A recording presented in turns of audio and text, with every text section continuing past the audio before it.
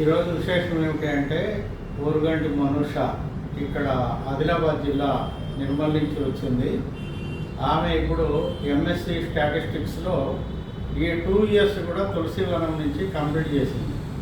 ఇప్పుడు చదువు అయిపోయింది కాబట్టి మళ్ళీ తెలుగు ప్రయాణం ఊరికి వెళ్తూ ఉన్నది. ఒక 15 days 20 days ఊర్లో ఉండి ఆమె మళ్ళీ వచ్చి ఏదైనా జాబ్ వెతుక్కుని ఇక్కడనే ఉంటుంది.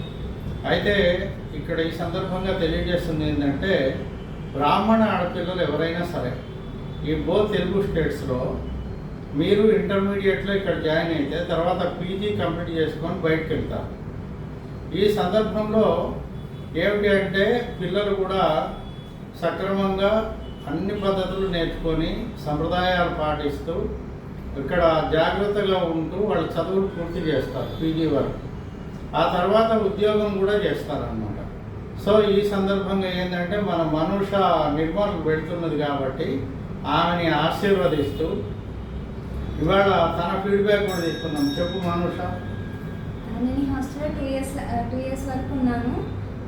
అన్నీ మన సాంప్రదాయ పద్ధతులు ఎలా ఉంటాయో అవన్నీ ఇక్కడ నేర్చుకున్నాను. ఎందుకంటే మేము ఎక్కువ శాతం హాస్టల్లోనే ఉంటాం కాబట్టి మన పద్ధతులు అన్నీ ఇక్కడ నేర్చుకున్నాను.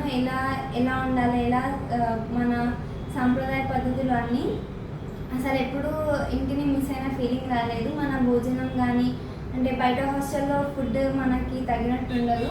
అయినా ఈ హాస్టల్లో మనకు తగినట్టు భోజనం అన్నీ ఉన్నాయి. మీ తల్లిదండ్రులు ఇక్కడ వదిలితే బాధ్యత నాది.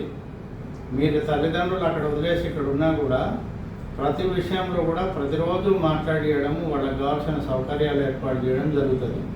అట్లనే ఈరోజు చదువు పూర్తి చేసుకొని తిరిగి ఊరికి ప్రయాణమైనప్పుడు కూడా వాళ్ళని ఆశీర్వదిస్తూ ఈరోజు మనుషకు వాళ్ళ అమ్మగారికి వాళ్ళ తండ్రికి కూడా ఈరోజు మేము బట్టలు పెట్టి ప్రత్యేకించి ఆమెను ఆశీర్వదిస్తున్నాం. ఓం శతమానం భవతి శతమానం భవతి శతాయ పురుష శతేంద్రియాయుష్ేంద్రియే ప్రతిష్టతి.